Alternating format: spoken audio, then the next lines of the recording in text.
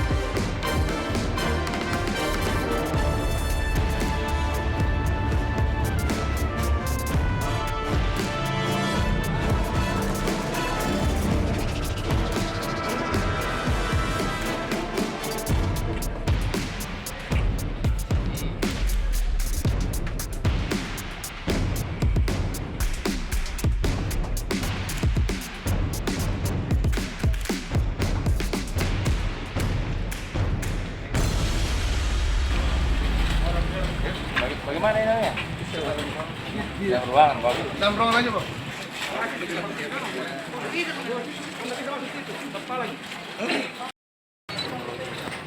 Ya, tadi sore ya kita membuarkan terkait adanya penyerangan dari warga Cambaya menuju ke warga Barukang.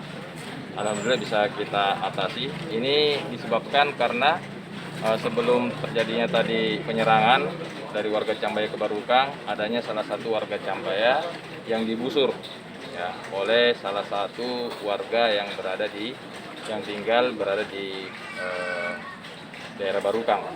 Ya, ini sementara masih masih kita dalami dan kita kejar punya, dan yang menyebabkan satu warga Cambaya meninggal dunia.